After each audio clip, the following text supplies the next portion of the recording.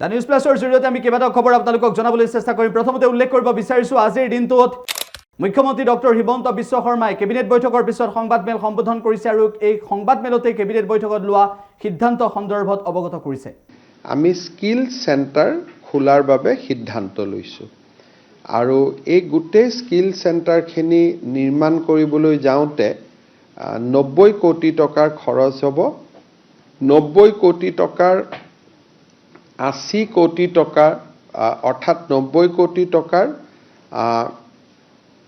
10 কোটি টকা ৰাজ্য চৰকাৰে বহন কৰিব আৰু 80 কোটি টকা এই পেন IIT যিটো এলামনি এছ'চিয়েশ্যন আছে তেওঁলোকে এই ধন নিজৰ পৰা ব্যয় কৰিব। অৰ্থাৎ 10% ৰাজ্য চৰকাৰৰ খৰচ হ'ব আৰু 90% খৰচ এই পেন IIT এলামনি এছ'চিয়েশ্যনটোৱে ব্যয় কৰিব আৰু সমগ্ৰ ৰাজ্যত 10টা স্কিল চেণ্টাৰ নিৰ্মাণ কৰা হ'ব।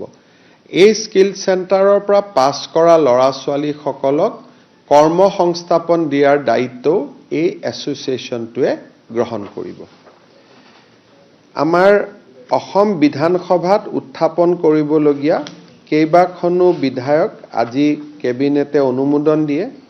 ইয়াৰ ভিতৰত কেইখনমান গুৰুত্বপূৰ্ণ বিল হ'ল যে আমাৰ নতুনকৈ স্থাপন হ'বলগীয়া যিকেইখন বিশ্ববিদ্যালয়, শিৱসাগৰ বিশ্ববিদ্যালয়, উত্তৰ লখিমপুৰ বিশ্ববিদ্যালয়, নগাঁও বিশ্ববিদ্যালয়, শ্বহীদ কনকলতা বৰুৱা ষ্টেট ইউনিভাৰ্চিটি, জগন্নাথ বৰুৱা বিশ্ববিদ্যালয়, গুৰুচৰণ বিশ্ববিদ্যালয় আৰু বঙাইগাঁও বিশ্ববিদ্যালয়, এই বিশ্ববিদ্যালয় কেইখনৰ উপাচাৰ্য নিযুক্তিৰ বিষয়টো যাতে অনতি পলমে কৰিব পাৰি সেই ধৰণৰ এটা সংশোধনী আনি ৰাজ্য চৰকাৰে এই বিলসমূহ বিধানসভাত উপস্থাপন কৰিব আৰু তাৰ আজি কেবিনেটে অনুমোদন দিয়ে। আজি এটা কেবিনেটে সিদ্ধান্ত গ্ৰহণ কৰিছে যে আমাৰ অসমৰ ইঞ্জিনিয়াৰ্ছ বা ডিপ্ল'মা যিসকলে পাছ কৰে তেওঁলোকে PWD বা ৱাটাৰ ৰিচোৰ্চ ডিপাৰ্টমেণ্টৰ টেণ্ডাৰত ভাগ ল'ব নোৱাৰে, কাৰণ তেওঁলোকৰ এটা এক্সপিৰিয়েঞ্চ নাথাকে, 2 নম্বৰ ছিকিউৰিটি ডিপজিট দিবলৈ টকা নাথাকে, 3 নম্বৰ ডাঙৰ ৰাস্তা বনাবলৈ টেণ্ডাৰত যিটো ইকুইপমেণ্ট বিচৰা যায়, আপোনাৰ ৰোলাৰ থাকিব লাগিব, আপোনাৰ মেচিন থাকিব লাগিব, এই গোটেইবোৰ নতুনকৈ পাছ কৰা ইঞ্জিনিয়াৰ ল'ৰাসকলে এইবোৰ যোগাৰ কৰিব নোৱাৰে। সেইকাৰণে আজি কেবিনেটে তেওঁলোকে পৰীক্ষাত পাছ কৰাৰ পৰা নেক্সট 5 ইয়াৰ্ছলৈকে অৰ্থাৎ প্ৰথম 5 বছৰ তেওঁলোকৰ ক্ষেত্ৰত এই গোটেই চৰ্তাৱলীসমূহ শিথিল কৰি দিয়াৰ বাবে সিদ্ধান্ত লৈছে। অৰ্থাৎ এতিয়া তেওঁলোকে মেচিন কিনিব নালাগে, কোনোবা মেচিন থকা মানুহ এজনৰ লগত টাই আপ কৰি ল'লেই হ'ল। এই ধৰণে আমি বিভিন্ন নিয়মে যাতে PWD আৰু ৱাটাৰ ৰিচোৰ্চ ডিপাৰ্টমেণ্টত থলুৱা ঠিকাদাৰ আমি সৃষ্টি কৰিব পাৰোঁ, থলুৱা ডেকা ল'ৰাক যাতে আমি ঠিকাদাৰ হিচাপে নিৰ্মাণ কৰিব পাৰোঁ, যিটো মোৰ বহুত দিন আগতে মই কৈছিলোঁ যে এইটো মোৰ প্ৰচেষ্টা আছে। আজি আমি এইটোত এটা সফল হ'লোঁ যে ষ্টেণ্ডাৰ্ড বিডিং ডকুমেণ্টত যিখিনি টান কণ্ডিশ্যন আছিলে, যাৰ কাৰণে নেকি ফাৰ্ষ্ট ক্লাছ কামবিলাক আমাৰ ইঞ্জিনিয়াৰিং কলেজৰ পাছ কৰা ল'ৰাবিলাকে ল'ব নোৱাৰিছিল, এতিয়া আজিৰ পৰা আমি তাক যথেষ্ট শিথিল কৰি দিলোঁ আৰু এতিয়া অসমৰ অভিযান্ত্ৰিক মহাবিদ্যালয় বা পলিটেকনিকত পাছ কৰা যুৱক যুৱতীসকলে আমাৰ লোক নিৰ্মাণ বিভাগ বা জল সম্পদ বিভাগত ঠিকা ঠাকুলি কৰিবলৈ পাৰিব আৰু ইয়াৰ পৰা মই ভাবোঁ যে আমাৰ বহুত ডেকা ল'ৰা আমি ভাল ঠিকাদাৰ হিচাপে উলিয়াই আনিব পাৰিম আৰু এছাম লোকৰ যি মনোপলি আছে, প্ৰত্যেকটো কাম কৰিলে আমি উপায় নাই তেওঁলোককে দিব লাগে কাৰণ কণ্ডিশ্যনখিনি তেওঁলোকেই পূৰা কৰে, সেই ব্যৱস্থাটো আমি ভাঙি দিব পাৰিম আৰু এছাম নতুন চাম যুৱকক উলিয়াই লৈ আহিব পাৰিম। আজি এটা কেবিনেটে খুব মোৰ দৃষ্টিত খুব গুৰুত্বপূৰ্ণ সিদ্ধান্ত লৈছে, বিশেষকৈ USTM আদিৰ ঘটনাৰ পৰিপ্ৰেক্ষিতত। এতিয়াৰ পৰা অসমত যদি কিবা ব্যক্তিগত বিশ্ববিদ্যালয় আমি নিৰ্মাণ কৰিব খোজোঁ, প্ৰথমতে আমাক সিকিউৰিটি ক্লিয়াৰেন্স লাগিব, নেশ্যনেল সিকিউৰিটি ক্লিয়াৰেন্স বুলি কয়, যে হোম আৰু পলিটিকেল ডিপাৰ্টমেণ্টে সিকিউৰিটি ক্লিয়াৰেন্স দিয়াৰ পিছতহে অসমত কোনো ব্যক্তিয়ে ব্যক্তিগত বিশ্ববিদ্যালয় স্থাপন কৰিব পাৰিব। আজি আৰু দ্বিতীয়তে ব্যক্তিগত বিশ্ববিদ্যালয়সমূহ যিসমূহ অসমত ব্যক্তিগত বিশ্ববিদ্যালয় থাকিব, তেওঁলোক সম্পূৰ্ণ ধৰ্ম নিৰপেক্ষ হৈ থাকিব লাগিব।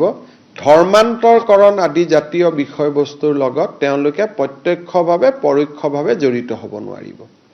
তিনিটা কথা, যে প্ৰথম অসমত ব্যক্তিগত বিশ্ববিদ্যালয় স্থাপন কৰিব বিচাৰিলে ৰাষ্ট্ৰীয় নিৰাপত্তা দৃষ্টিভংগীৰ পৰা সিকিউৰিটি ক্লিয়াৰেন্স লাগিব। অকল মাটি থাকিলেই নহ'ব, অকল বিল্ডিং থাকিলে নহ'ব, ৰাষ্ট্ৰীয় নিৰাপত্তাজনিত সুৰক্ষাৰ চাৰ্টিফিকেটো লাগিব। কোনে দিব? হোম এণ্ড পলিটিকেল ডিপাৰ্টমেণ্টে দিব। দ্বিতীয়তে এই বিশ্ববিদ্যালয়সমূহ সম্পূৰ্ণ ধৰ্ম নিৰপেক্ষ হ'ব লাগিব আৰু তেওঁলোকে প্ৰত্যক্ষ বা পৰোক্ষভাৱে নিজকে ধৰ্মান্তৰকৰণৰ দৰে বিষয়ৰ লগত জড়িত কৰিব নোৱাৰিব। আৰু এনেকুৱা বিষয় যদি অভিযোগ পোৱা যায়, তেতিয়াহ'লে সেই বিশ্ববিদ্যালয়বিলাকৰ পঞ্জীয়ন তৎকালীনভাৱে বাতিল কৰিব পৰা যাব। এই ধৰণে আজি অসম কেবিনেটে অসম প্ৰাইভেট ইউনিভাৰ্চিটি এক্টখন অত্যন্ত কঠোৰ কৰাৰ বাবে সিদ্ধান্ত গ্ৰহণ কৰে। আন এটা খবৰ আমি আপোনালোকক জনাইছো, অশোক সিংঘালক এইবাৰ সমালোচনা কৰিছে অখিল গগৈয়ে। বান্দৰে নাৰিকলৰ মূল কি বুজি পাব বুলি প্ৰশ্ন কৰি অখিল গগৈয়ে সমালোচনা কৰিলে সংস্কৃতিক অপমান কৰা অশোক সিংঘালক। মানে অশোক সিংঘালে ভাওনাৰ বিষয়ে কি জানিব? মই সদায় কৈ থাকোঁ যে অশোক সিংঘাল ক'ৰ মানুহ, অশোক সিংঘালৰ ঘৰ ক'ত? বিজেপি চৰকাৰে অশোক সিংঘালক মন্ত্ৰী পাতিছে কিয়? Ashok Singhal out and out আমাৰ খিলঞ্জীয়া বিৰোধী, অসমৰ সংস্কৃতি বিৰোধী এজন মানুহ। তেওঁ কথা বাৰ্তাত দেখিছে নাই, উত্তৰ ভাৰতৰ দাদাগিৰিৰ বাহিৰে আন একো নাই। তেওঁ কথা বাৰ্তা আমাৰ অসমীয়া সংস্কৃতিৰ লগত নিমিলেই নহয়। তেওঁ অসমৰ ভাওনা কি বুজি পাব? অশোক সিংঘালে ভাওনাৰ কিবা মূল বুজি পাব নেকি? বান্দৰে নাৰিকলৰ মূল যেনেকৈ বুজি নাপায়, অশোক সিংঘালেও অসমৰ লোক সংস্কৃতিৰ মূল, অসমৰ বৰগীতৰ মূল আৰু অসমৰ ভাওনাৰ মূল বুজি নাপায়। গতিকে হিমন্ত বিশ্ব শৰ্মাই অকল হিন্দীভাষী মানুহৰ ভোট লাগে কাৰণে আৰু দিল্লীত যাতে তেওঁৰ অৱস্থা ভাল হৈ থাকে, গতিকে হিন্দীভাষী মানুহ এজনক যেনে তেনে মন্ত্ৰীসভাত ভৰাই থৈছে। গতিকে এনেকুৱা দুষ্ট প্ৰকৃতিৰ মানুহে যি অকল অসমত লুণ্ঠন কৰিবলৈ আহিছে, অসমৰ কাৰণে কাম কৰিবলৈ অহা নাই, তেওঁ ভাওনাৰ বিৰুদ্ধে বক্তব্য দিবই। আৰু ভাওনাৰ কাৰণে আপোনালোকেও এই অশোক সিংঘালৰ ওচৰলৈ যাবই নাপায় নহয়। বেপাৰীৰ পৰা ক'ৰবাত কোনোবাই ভাওনাৰ কাৰণে পইচা নিবলৈ যায় নেকি? বৰগীত, বিহু এইবিলাকৰ কাৰণে ভাওনাৰ কাৰণে নিমন্ত্ৰণ কৰিবই নাপায়। ভাওনাৰ নামেই শুনা নাই চাগে ভালকৈ এতিয়ালৈকে। তেওঁ ভাবি আছে ভাওনা মানে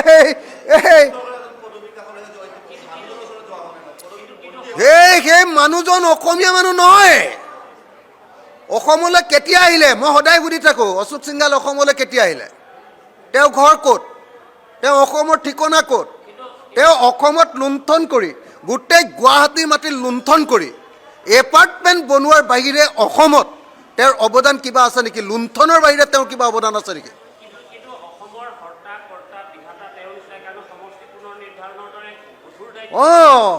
হিমন্ত বিশ্ব শৰ্মাই হিন্দীটো ভালকৈ নোৱাৰে কাৰণে আৰু দিল্লীত অমিত শ্বাহ আৰু হিন্দীভাষী মানুহবিলাকৰ লগত ভালকৈ সম্পৰ্ক ৰাখিব লাগে কাৰণে গোটেই সমষ্টি পুনৰ নিৰ্ধাৰণৰ কাম এই হিন্দীভাষী উত্তৰ ভাৰতৰ পৰা অহা তো এই মানুহজনক, এই সন্দেহযুক্ত অসমীয়া ভাষী মানুহজনক, সন্দেহযুক্ত অসমীয়া মানুহ মানে কোনোদিন সন্দেহযুক্ত মানে এই মানুহটো কেতিয়াও অসমীয়া হ'ব নোৱাৰে।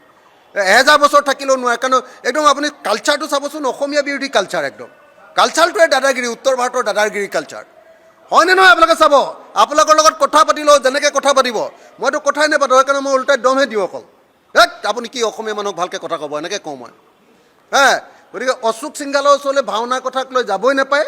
ভাওনা কি বস্তু বান্দৰে নাৰিকলৰ মূল নুবুজে, বৰগীত কি বস্তু বান্দৰে নাৰিকলৰ মূল নুবুজে, বিহু কি বস্তু, বাগৰুম্বা কি বস্তু বান্দৰে নাৰিকলৰ মূল নুবুজে। গতিকে নাযাব আপোনালোকে।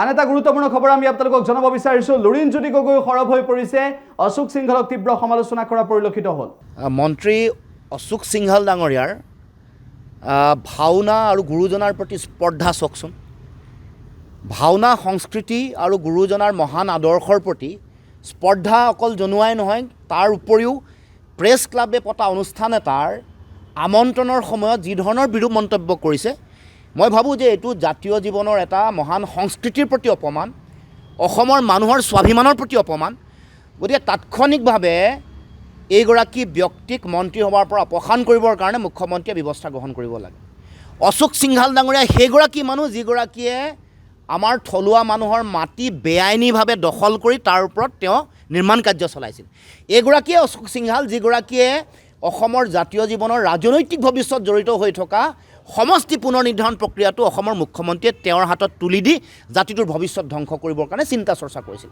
গতিকে এইগৰাকী ব্যক্তিৰ অসমৰ মানুহৰ আৱেগ জাতীয় চেতনা গুৰুজনাৰ মহান আদৰ্শ আৰু যিটো জাতীয় স্বাভিমান তাৰ প্ৰতি এনেকুৱা অপমান মই ভাবোঁ অস্বাভাৱিক নহয় এইটো স্বাভাৱিক এইটো তেওঁলোকে কেৱল মাত্ৰ তেওঁলোকে নিজৰ মন্ত্ৰিত্ব লৈ তেওঁলোকে নিজৰ স্বাৰ্থ সিদ্ধি কৰিছে বনিয়াৰ দৃষ্টিভংগীৰে নিজে ব্যৱসায়িক কৰিছে কিন্তু যেনেকৈ জ্যোতিপ্ৰসাদ আগৰৱালাই যিগৰাকী জ্যোতিপ্ৰসাদ আগৰৱালাই মহাপুৰুষ শ্ৰীমন্ত শংকৰদেৱ আৰু গুৰুজনাৰ সংস্কৃতিক কৈছিল যে তেওঁ মহাপুৰুষ শ্ৰীমন্ত শংকৰদেৱ অসমৰ সাংস্কৃতিক গুৰু সাংস্কৃতিক চিন্তা চেতনাৰ প্ৰতিভূ আৰু অসমৰ সমাজ জীৱনক একতাৰ দোলেৰে বান্ধ খোৱা মূল মানুহগৰাকী মহাপুৰুষ শ্ৰীমন্ত শংকৰদেৱ গতিকে সেই জ্যোতিপ্ৰসাদ আগৰৱালা সেই হৰিবিলাস আগৰৱালা সেই ৰাম কুমাৰ আনন্দ চন্দ্ৰ আগৰৱালাৰ দৰে মই ভাবোঁ যে অশোক সিংহাল নহয় গোপাল জালানৰ দৰে অশোক সিংহাল নহয় এওঁলোকৰ অসমৰ সংস্কৃতিৰ প্ৰতি অসমৰ মানুহৰ প্ৰতি না দায়িত্ব আছে না সন্মান আছে না শ্ৰদ্ধা আছে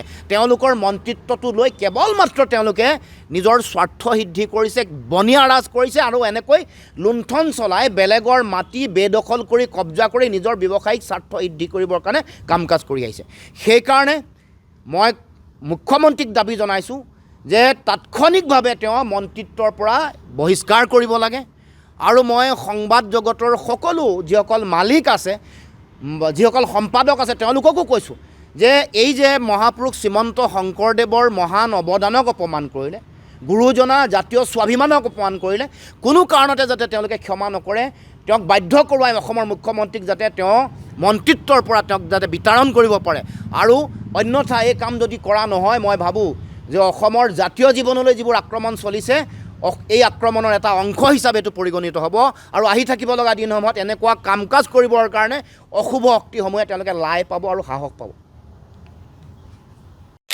ইফালে অখিল গগৈয়ে OPS সন্দৰ্ভত OPSৰ দাবীত অসম বিধানসভাৰ মজিয়াত আজি ভাষণ প্ৰদান কৰিলে আৰু সৰব হৈ পৰিল অসম বিধানসভাত শিৱসাগৰ সমষ্টিৰ বিধায়ক অখিল গগৈ এতিয়া UPS আৰু NPS এই দুটাৰ মাজত পাৰ্থক্যনো কি আৰু OPS পুৰণি পেঞ্চন ব্যৱস্থা আৰু UPS যেটো ইউনাইটেড পেঞ্চন স্কিম এই দুটাৰ মাজতো পাৰ্থক্য কি এই সম্পৰ্কে অকণমান আলোচনা কৰিলে কিয়নো কৰ্মচাৰীসকলে আচলতে UPS নহয় OPS লাগে বুলি বাৰম্বাৰ দাবী জনাই আহিছে আমি স্পষ্ট হৈ পৰিম প্ৰথম কথা যে UPS যেটো ব্যৱস্থা এই ব্যৱস্থাত পেঞ্চন দিয়াৰ কথা কোৱা নাই এখন গেজেট নটিফিকেশন ইয়াত এই গোটেই পেঞ্চন ব্যৱস্থাটোৰ কথা উল্লেখ কৰা হৈছে এই পেঞ্চন ব্যৱস্থাটোত যদি আমি চাওঁ তেতিয়াহ'লে দেখা গৈছে যে 24 জানুৱাৰী 2025 তাৰিখে আমাৰ গেজেট নটিফিকেশন হোৱা এই ব্যৱস্থা অনুসৰি পেঞ্চন নহয় এচিয়ৰ্ড পে আউট আগতে আমাৰ ওল্ড পেঞ্চন স্কিমত যেটো পেঞ্চন দিম বুলি কৈছিলে এতিয়া কৈছে যে এচিয়ৰ্ড পে আউট এটা নিশ্চিত এটা পেমেন্ট মানুহবিলাকক দিয়া হ'ব এতিয়া এই পেঞ্চন ব্যৱস্থাৰ মই যেতিয়া এই গোটেই UPS এই গোটেই ব্যৱস্থাটো বাৰম্বাৰ পঢ়িছিলোঁ বাৰম্বাৰ পঢ়ি বুজিবলৈ আৰু তাৰ পিছফালে দিয়া অংকটো যেতিয়া বাৰম্বাৰ কৰি আছিলোঁ তেতিয়া দেখিছিলোঁ যে কোনোবা ক্ষেত্ৰততো NPSতকৈ এইটো বেয়া বস্তু UPSটো এতিয়া দেখা গৈছে যে UPSত এটা কৰ্পাছ ফাণ্ড কৰিব এই ইউনাইটেড পেঞ্চন স্কিমত এই কৰ্পাছ ফাণ্ডটো হ'ব 10% আমাৰ যিবিলাক চাকৰিয়ালবিলাকৰ পৰা প্ৰত্যেক মাহে 10%কে দৰমহাৰ 10%কে পইচা বেসিক পে প্লাস দিয়ে তাৰ পৰা 10% পইচা কাটি ৰাখিব। আমাৰ অল্ড পেঞ্চন স্কিমত এনেকুৱা ধৰণৰ কাটি ৰখা কোনো ছিষ্টেম নাই। নিশ্চিতভাৱে এজন কৰ্মচাৰীয়ে গোটেই জীৱনটো ডেডিকেটেডলি কাম কৰাৰ কাৰণে তেওঁক সদায় পেঞ্চন পোৱাৰ পাছত তেওঁক হেৰি দিয়াই হয়, মানে শেষৰ যিটো দৰমহা তাৰ আধা পেঞ্চন দিয়া হয়। ইয়াত কিন্তু কৈছে যে নহয়, তোমালোকে 10% দৰমহা জমা কৰি যাব লাগিব। তাৰপিছত চেণ্ট্ৰেল গভৰ্ণমেণ্টে 10% প্লাছ 8.5%, 18% পইচা এই কৰ পাছত জমা দিব। এই দুইটা লগ লগাই যিটো পইচা হ'ব আৰু এই কৰ্মচাৰীবিলাকে কাটি ৰখা যিটো পইচা সেইটো যদি ইনভেষ্ট কৰি দিয়ে, কোনোবা কোম্পানীত যদি ইনভেষ্ট কৰি দিয়ে, তাৰ পৰা যিটো ইণ্টাৰেষ্ট পাব সেইটোৰ পৰাহে এটা পেঞ্চন দিয়াৰ ব্যৱস্থা গ্ৰহণ কৰা হ'ব। যিটো পেঞ্চন বুলি কোৱা নাই, এইটোক কি বুলি কৈছে? এইটোক কৈছে এছিয়ৰ্ড পে আউট। গতিকে ইউপিএছত কি হ'ব? কৰ্মচাৰীৰ দৰমহাৰ 10% কৰ্তন কৰি ৰখা হ'ব। এই কথাটো মই ইতিমধ্যে ক'লো।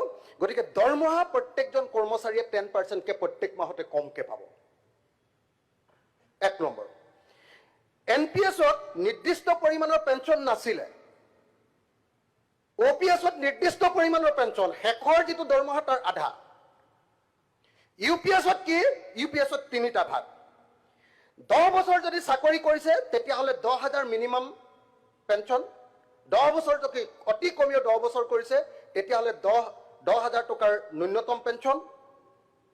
10ৰ পৰা 25 বছৰ যদি কৰিছে আনুপাতিক আকাৰত পেঞ্চন। আৰু 25 বছৰ যদি নিয়মীয়া চাকৰি কৰিছে একেৰাখে, আৰু সেই 25 বছৰ যদি নিজৰ 10%কে পইচা কাটি গৈছে, তেতিয়াহ'লে কি হ'ব? শেষৰ 12 মাহৰ এভাৰেজ, শেষৰ যিটো 12 মাহৰ এবছৰৰ দৰমহা তাৰ এভাৰেজটো 50% তেওঁলোকে পেঞ্চন ৰূপে পাব। এইটো হ'ল ইউপিএছ। আৰু কি কৰিব? পতি বা পত্নীৰ ক্ষেত্ৰত যদি মানুহজন ঢুকাই গ'ল, পেঞ্চন পোৱা মানুহজন, তেওঁৰ পৰিয়ালে কিমান পাব? 60% পেঞ্চন। তাৰপাছত মৰকীয়া সাহায্য যিটো ডিয়াৰনেন্স, যিটো DR যিটো, সেইটো পেঞ্চনৰ লগত যোগ হ'ব আৰু কৰ্মচাৰীৰ ডিএ বা মৰকীয়া বানুচৰ সমানে সেইটো পেঞ্চনৰ লগত যোগ হ'ব। আন এটা গুৰুত্বপূৰ্ণ খবৰ আমি আপোনালোকক এই মুহূৰ্তত জনাব বিচাৰিছোঁ। ৰূপজ্যোতি কুৰ্মীয়ে এইবাৰ অখিল গগৈক সমালোচনা কৰিছে আৰু ৰূপজ্যোতি কুৰ্মীয়ে তোলা ধুনা দিবলৈ চেষ্টা কৰি অখিল গগৈৰ বৰ্তমান সময়ত কি কাম আছে সেয়াও ৰূপজ্যোতি কুৰ্মীয়ে সংবাদ মাধ্যমৰ আগত ব্যক্ত কৰিলে। ৰাজনীতি কৰিলে বুলি এনে ফটোৱা কথা কোনোবাই যে ক'ব পাৰে, এইটো এটা হাস্যকৰ বিষয় হৈ পৰিছে। আৰু এই ফটোৱা কথা কেইদিনমানৰ আগত অখিল গগৈ যি মন্তব্য আগবঢ়ালে যে 6,000 ওচৰাচি ছাত্ৰী ঝুমুৰ বিননিৰ মেট্ৰিক পৰীক্ষা দিবলৈ তেওঁলোকে নগৈ ঝুমুৰ বিননিৰ যোগদান কৰিলে বুলি, এইটো এটা ইমান ফটোৱা কথা ক'লে। অৰ্থাৎ ক'ৰবাত অখিল গগৈ মূৰত ধৰিছে যেন লাগিছে। ৰাজনীতিৰ নিচা হওক বা কিবা ডাঙৰ আৰু ডাঙৰ নেতা হোৱা কিবা সপোন, এয়া চাগে মূৰত ধৰিছে যেন লাগিছে। আৰু সেইকাৰণে আবোল তাবোল বলকিব আৰম্ভ কৰিছে। আৰু তেওঁৰ য'তে থাকে, মই আগতো কৈছিলোঁ, আজিও কৈছোঁ, তাতে সদায় গৃহকণ্ডল হওক আৰু মহাকণ্ডল হওক সদায় লগাই আহিছিল। আৰু তেওঁ য'তে আছে, য'তে থাকিব, সদায় মহাকণ্ডলৈ লগাব। শেহতীয়াকৈ বিৰোধীৰ যিটো বৈঠক হৈছিল তাতো মহাকণ্ডল লগোৱা মানুহজন অখিল গগৈ। আৰু বিধানসভাটো এতিয়া মহাকণ্ডল লগাই থকাব বিচাৰে। সদায় আজি আহি কোনো কথা বতৰা নাই, বিধানসভাত পলমকৈ আহিলে আৰু খুব সুন্দৰভাৱে সন্মানীয় বিধায়কসকলৰ প্ৰশ্নৰ উত্তৰসমূহ, ইমান দিনৰ এটা আশা সপোন লৈ পেলাই বিধায়কসকল আহে আৰু মন্ত্ৰীসকলৰ পৰা, সন্মানীয় মন্ত্ৰীসকলৰ পৰা উত্তৰ বিচাৰে। সেই মাজত আহি পেলাই তেওঁ লোকৰ লাৰু পিঠাৰে বিয়া পাতিবলৈ গৈ নিজৰ প্ৰশ্ন নাই, নিজৰ লিখিবলৈ মন নাই, নিজৰ কষ্ট কৰিবলৈ মন নাই, লোকৰ লাৰু পিঠাৰে তেওঁ বিয়া পাতিব বিচাৰি সদায় মহাকণ্ডল লগাব বিচাৰে আৰু বিধানসভাৰ পৰা খেদা খাইছে। বিধানসভাৰ পৰা আজি যেনেকৈ খেদা খালে, এই বিৰোধী অক্ষৰ মঞ্চৰ পৰাও খেদা খাব, শিৱসাগৰ সমষ্টিৰ পৰা খেদা খাব। আমি এয়া মন্তব্য আগবঢ়াব বিচাৰিছোঁ।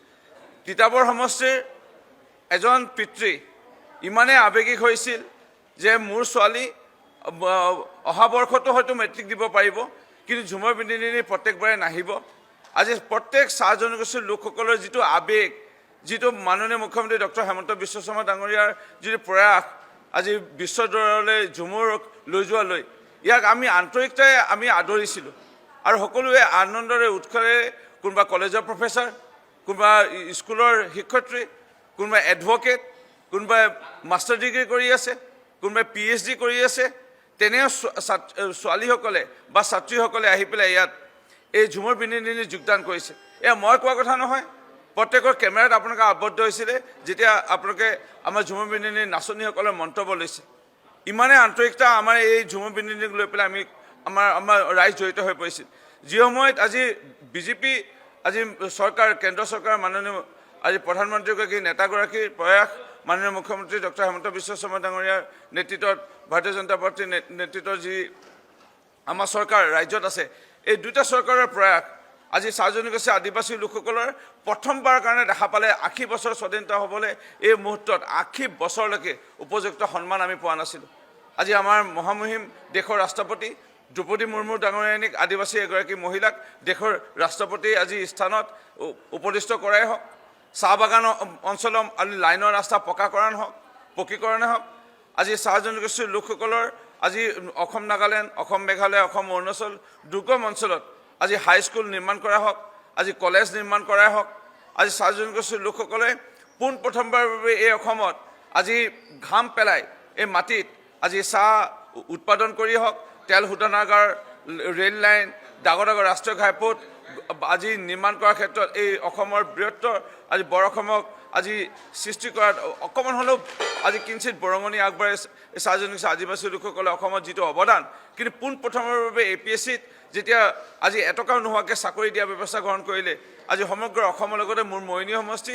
মাচি তপনাই হওক আজি হৰিচন ভূমি হওক মাচি তপনা 2021 চনত হৰিচন ভূমি 2022 চনত আজি APSC নিযুক্তি লাভ কৰিলে আজি প্ৰকৃতাৰ্থত ভাৰতীয় জনতা পাৰ্টীৰ নেতৃত্বত এই চৰকাৰখনৰ কেন্দ্ৰ বা ৰাজ্য চৰকাৰ দিনত হাইস্কুল নিৰ্মাণ কৰা কলেজ নিৰ্মাণ কৰা ঝুমুৰ বিনিয়োগ মজুৰি বৃদ্ধি আজি চাহ জনগোষ্ঠীৰ লোকসকলৰ এটাই জাতীয় উৎসৱ কৰম উৎসৱ এই কৰম উৎসৱক আজি চৰকাৰৰ তৰফৰ পৰা যি দৰমহা সহিতে বন্ধ দিয়া ব্যৱস্থা গ্ৰহণ কৰিলে আচ্ছা হওক আশা হওক চাইকেল লৈ পথ অৱৰোধ কৰি আজি ৰাস্তাৰে আজি ধৰ্ণা প্ৰতিবাদ কিমান কৰিলে যে এদিনৰ আমাৰ যি জাতীয় উৎসৱ কৰম উৎসৱটো আমাক বন্ধ দিব লাগে সেই বন্ধ এই বিজেপি চৰকাৰে দিলে আজি কৰম উৎসৱৰ বন্ধ আজি স্কুল কলেজ আজি মহামহিম ৰাষ্ট্ৰপতি দ্ৰৌপদী মুৰ্মু ডাঙৰীয়ানীক ৰাষ্ট্ৰপতি প্ৰদান কৰাই হওক চাহ জনগোষ্ঠী আদিবাসী লোকসকলৰ আজি ভাৰতীয় জনতা পাৰ্টীৰ চৰকাৰখনে যেনে আজি সেৱা আগবঢ়ালে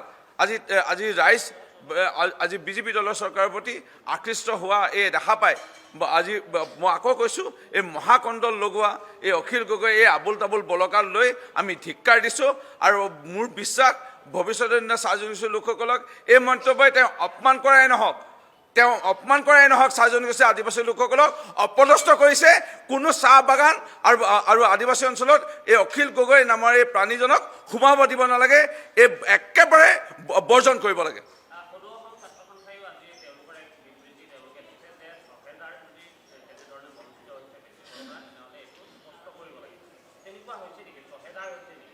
মই আকৌ ক'ব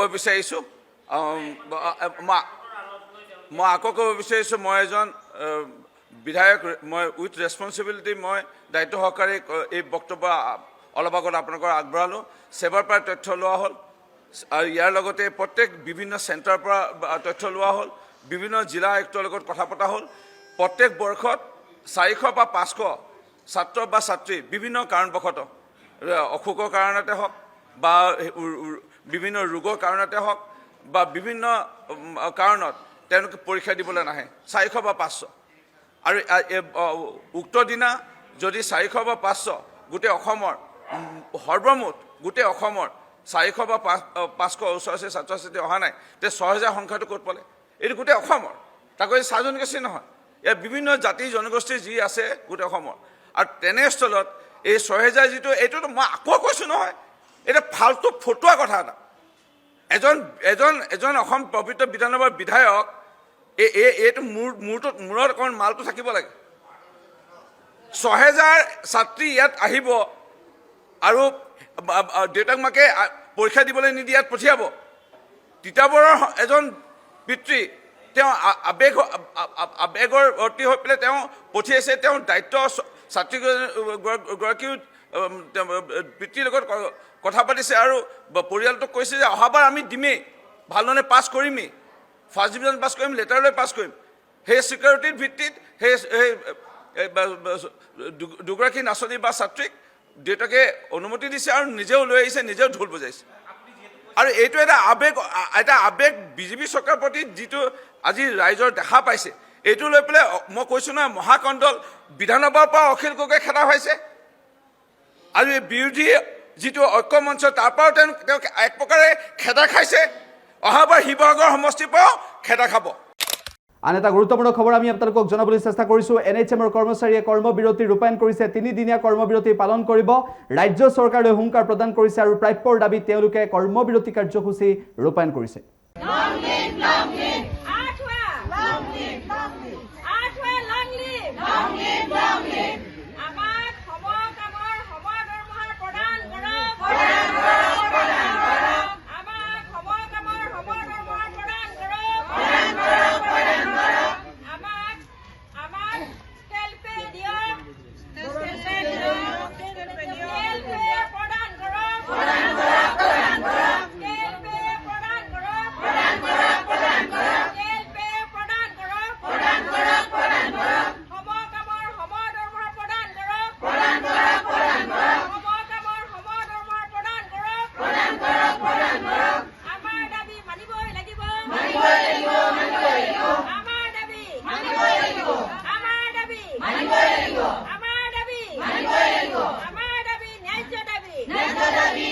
আজি দিনটোত গোটেই সমগ্ৰ অসমতে প্ৰতিখন স্বাস্থ্যকেন্দ্ৰত চিকিৎসালয়ত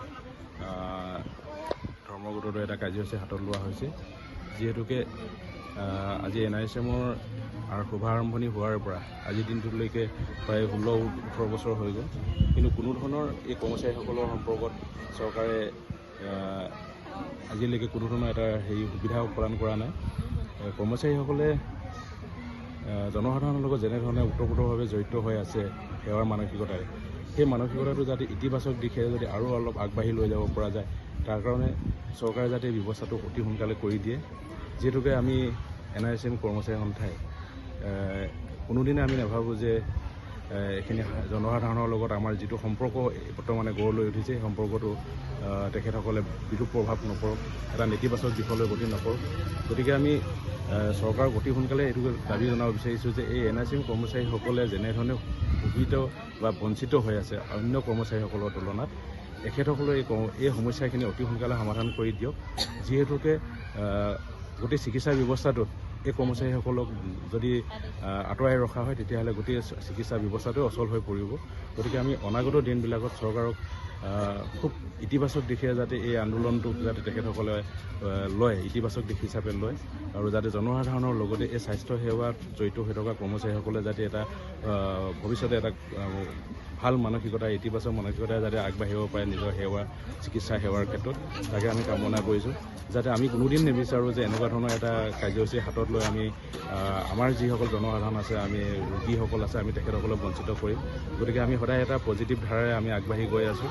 আৰু এই 3 দিনীয়া কাৰ্যসূচীটো আচলতে আমাৰ কাৰণে এটা চৰকাৰক এটা আহ্বানে জনাব বিচাৰিছোঁ যে তেখেতসকলে যাতে আমাৰ শোষিত কৰ্মচাৰীসকলক যাতে তেখেতসকলে এই ক্ষোভৰ পৰা অৱসান ঘটাব পাৰে। অনাগত দিনত যাতে তেখেতসকলে কামৰ ক্ষেত্ৰত যাতে আৰু দুগুণ উৎসাহে যাতে কামত আগবাঢ়ি যাব পাৰে, ইয়াকে মই আশা ৰাখিছোঁ। বাকীখিনি আমাৰ উপৰোক্ত বক্তাই কৈ গ'ল, গতিকে সেইখিনিয়ে আমাৰ দাবী। গতিকে সেই দাবীখিনি যাতে চৰকাৰে পুনৰবাৰ কৈছে যে অনাগত দিনবিলাকত যাতে তেখেতসকলে ইতিবাচক হিচাপে লয়, এইখিনিকে কৈ মই ধন্যবাদ জনাইছোঁ। যিকোনো খবৰৰ বাবে যোগাযোগ কৰক 7099017330 লগতে 7099017110 নম্বৰত।